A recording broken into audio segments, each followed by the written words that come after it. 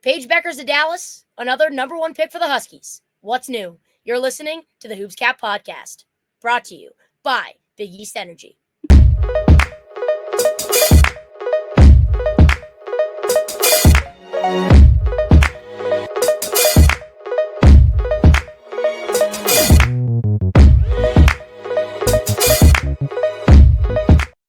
Hello, everybody. Bella Tomato here, back once again as your host. And we're here at the Hoops Cap Podcast, a part of Big East Energy. Thank you for listening today on whatever platform you get your podcasts. We are the only daily UConn podcast out there. We're so happy to cover both the men's and women's team.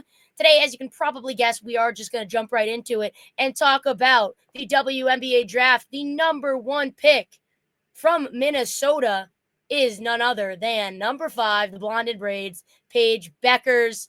The Dallas Wings, I think everybody really knew that it was going to be Paige Bueckers. Unless you live under a rock, you wouldn't be shocked by that pick.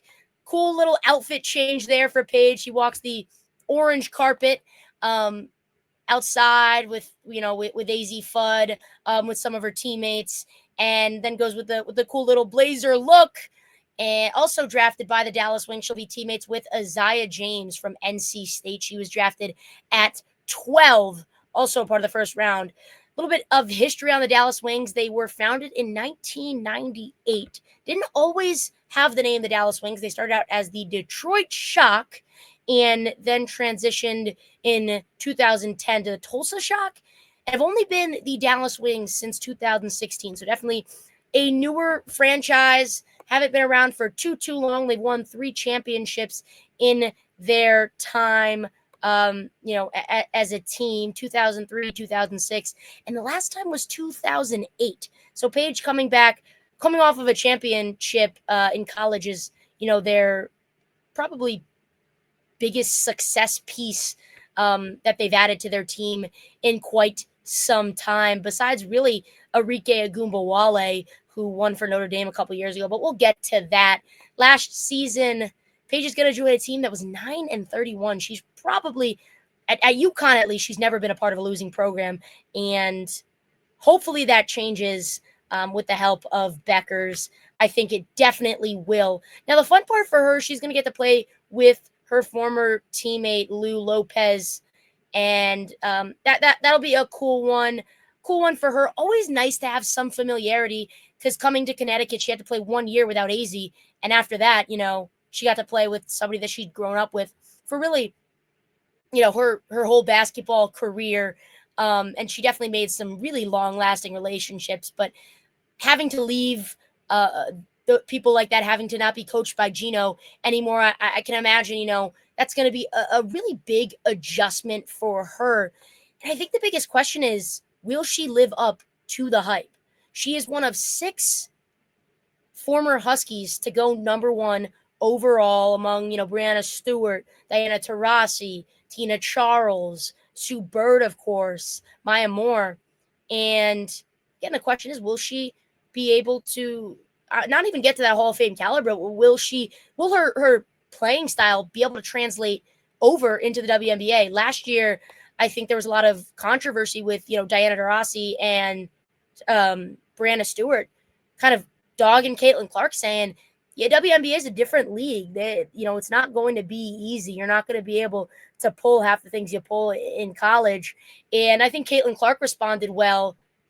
And I feel like, Paige Bueckers is as much of a competitor as anybody. So I do think that, I think she will rise up to that challenge. She's faced really just so much adversity with injuries and she had to kind of play during a COVID year, and obviously coaching under Gino, that's you practice hard, you play hard, and if you don't, you will be reprimanded. So I think that she will be okay, and I think that her abilities will translate very nicely to the WNBA. And like I said, she'll get to play with a former teammate, and also Arike Ogunbowale, who was a force in her college career at Notre Dame. She was a fun player to watch. She had a buzzer beater against UConn in the Final Four. back, in the Katie Lou. I believe Katie Lou Samuelson was still there, along with Nafisa Collier.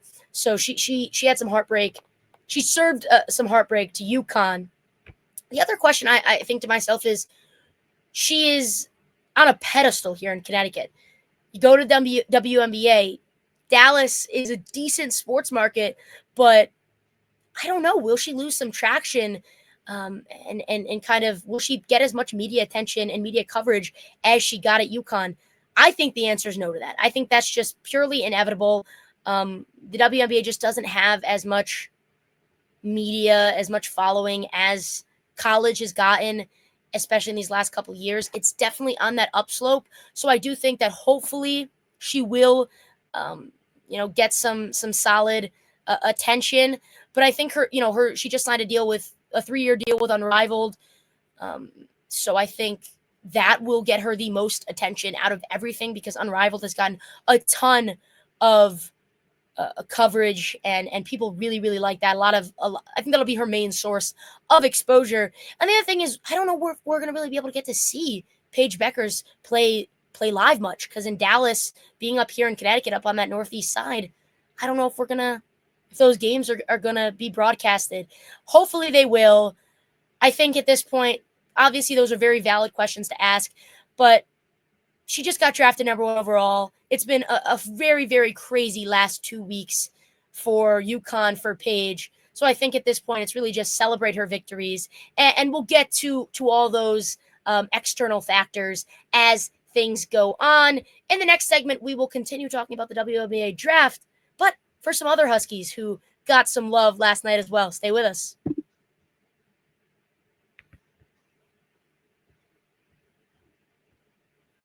All right, and we're back on the Hoops Cap Pod, a part of Big East Energy. I'm Bella Tomeno. A little bit about me. I'm a sophomore here at the University of Connecticut, and I also am a co-host for the Hoops Cap Pod. Obviously, I'm doing the solo hosting duties as Mark is out on vacation, and I'm also a contributor to the Hoops Capital of the World Substack.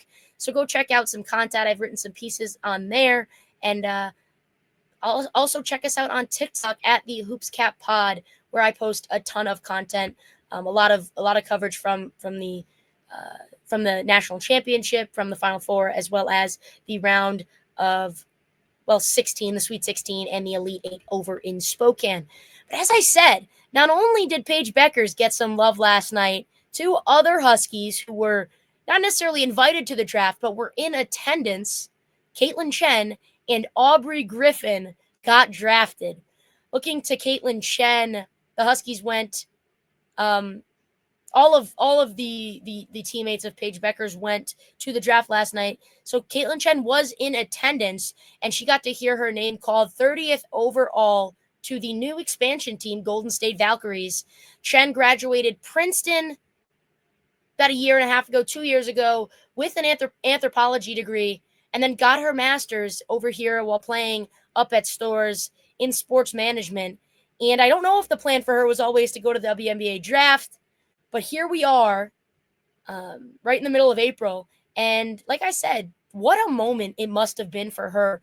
Not only was she there to support Paige, but she got her name called, and her entire team was there. Her coach was there. Chris Daly was there. Gino was there. It gives me chills just talking about it. For her to get that kind of opportunity, like I said, I don't know if going to the draft was in the cards for her over at Princeton. And I honestly don't think she would have gotten drafted if she was at Princeton, unfortunately. Yes, she was the Ivy League Player of the Year, but when you come to Connecticut, all the eyes are on you, and you just get, like I said, with Paige, she had so much attention from the media, and I think Kaitlyn Chen really benefited from that, and got to play at such a high level, at such a big stage.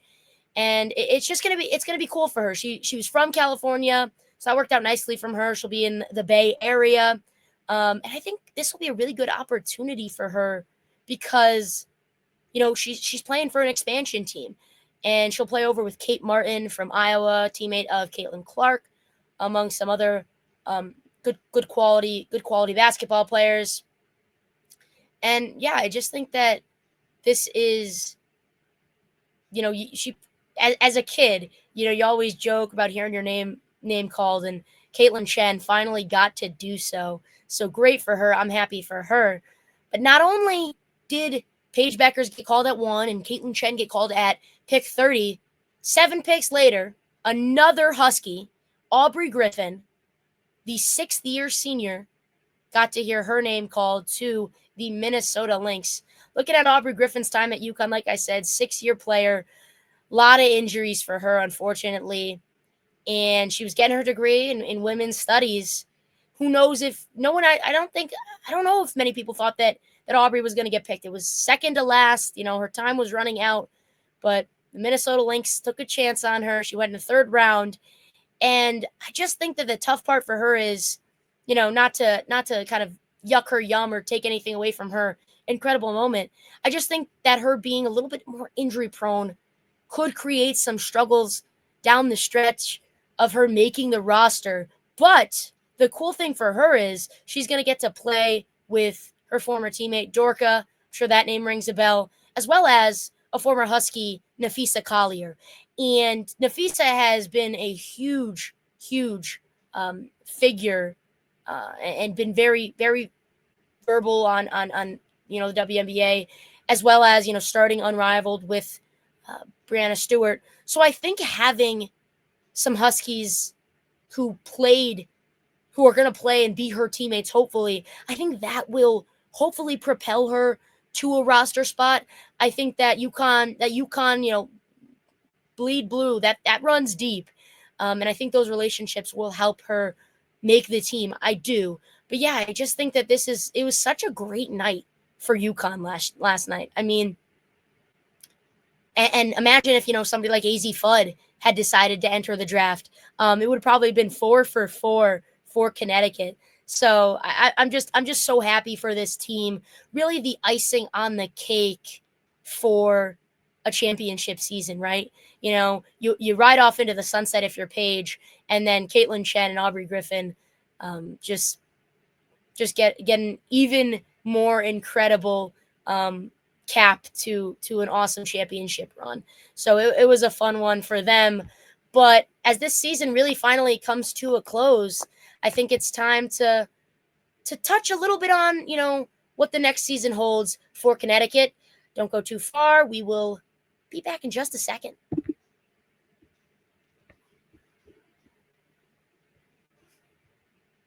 Back on the Hoops Cap Pod, a part of Big East Energy. Bella Tomano, your host here, filling in for Mark. Talked about the WNBA draft and how it was such a great finish to a great season, championship season. Now I think it's time to look ahead. Look ahead at what the 2025-2026 season is going to bring. Number one thing we heard at the parade is Gino Auriemma seems to be locked in. He's predicting a four-peat, whether it be the men's or the women's team. But that just shows that he's not going anywhere. He is coming back to Connecticut, and his eyes are on another trophy, going for number 13. Got number 12 this year after a 9-year drought. It was a long time. But looking at kind of the current state of this team, besides the people drafting, people who were drafted, sorry about that, not really losing too many pieces to the puzzle. Cadence Samuels, the sophomore, will enter the transfer portal. She has entered the transfer portal already. Cadence, she didn't play a big role on this team, didn't play very many minutes, did get into the championship game in the last few minutes. But yeah, I don't think she'll be much of a loss to Connecticut. I think next year, the biggest thing that I want to see out of this team really is Morgan Shelley and Allie Zabel stepping up and playing a bigger role as they head into their sophomore season. I could see them kind of playing the role of KK Arnold and Ashlyn Shade this year. I think that they can make an impact, and I think Coach Auriemma is really looking for them to make an impact. I think, unfortunately, with just the stacked roster that we had this year, Allie Zabel just didn't find the minutes that she may have been hoping for. Morgan Shelley was starting to kind of find a groove, but unfortunately went out with that foot injury. I believe it was a left foot injury. And I think next year I think it's safe to say that they will step up and play significant minutes. And then, talking about Ashlyn Shade and KK Arnold, what does the future hold for them? I think it's going to be interesting because you can really only start one of them. And it's tough because KK Arnold provides an incredible defensive spark. We saw it throughout the tournament, throughout especially towards the end of the regular season. She just came in and electrified everybody else, made them better defensively. Ashlyn Shade, in an interview that I did with her, even said that she feeds off of KK's energy defensively. I think, in my opinion, you have to start Ashlyn Shade, unless KK Arnold develops a trustworthy three-point shot. I think that's what it personally comes down to for me. If KK is able to shoot the ball well from three, I think she'll be just fine in a starting position. But I think I'd want Ashlyn Shade starting because she can shoot the ball, and I think that's a plus for her. Either way, I think both of them stay. I don't think they're going anywhere. Now, the other big kind of what if for me is at the center position. We saw earlier this year, Jana Alalfi won the starting spot over Ice Brady after she found a groove for her first season after coming off a redshirt injury season. But you'd think, okay, you have Ice Brady and coming off the bench for Alalfi. The only thing is you have Grady Malumamo coming in as a 6'5" center who is expected to really make waves early on. Does that maybe have a domino effect and create Ice Brady to enter that transfer portal if Malumamo does decide, well, not decide, if Juno Oriema decides that Malumamo will kind of be that second string coming off the bench position, or maybe even win that starting spot, and take that away from Jana. Either way, I think it's going to be interesting for what Ice Brady decides to do. I think there's a good chance that she may very well transfer. Other than that, you have AZ Fudd coming back, who I think plays better without Paige Bueckers, and she obviously won the MVP of the championship game. She beat Paige out for that spot. So I think without Paige now, she's going to have a full, clean slate. I think she's got a chance at running for the AP Player of the Year, or really any Naismith Player of the Year, whatever Player of the Year award that's on the table. Talking about Player of the Year, I think we also have another candidate for that position in Sarah Strong. I mean, she put up a double-double in almost every single postseason game, and she's going to be back, as a sophomore, now as a veteran, with some experience under her belt, and I think she's another player that's just going to be dominant. I think her and AZ might go head to head for a chance at that top spot for the Player of the Year. So we're in great shape with our returners. I think a shot at a back-to-back championships is very possible. And the final kind of pieces to the puzzle is the freshmen coming in. Don't have any top 10 recruits, first time in 10 years for Gino Oriema and company, but they have Blanca Quinones, Khalees Fisher, and of course, like I alluded to earlier, Gandhi Malumamo. Gandhi Malumamo is the first Irish player that Connecticut has recruited, so that'll be kind of fun. But like I said, I just think that this team has a very, very good possibility to go back-to-back. I think their freshman class is solid, definitely a sleeper class, and I think the pieces that they need to come back and the pieces that are needed to develop are in a great place. So with that being said, I think we can cap it there. It's been an eventful last couple of weeks for Huskies fans and obviously the players and the organization themselves. I think it's safe to say that things are looking bright for next year, even without old, reliable Paige Bueckers. But for now, we'll say goodbye to another episode. Make sure to follow us on all media platforms at HoopsCapPod and stay locked into our daily episodes. Thanks for listening. And as always, I'm Bella Tomeno. Go Huskies!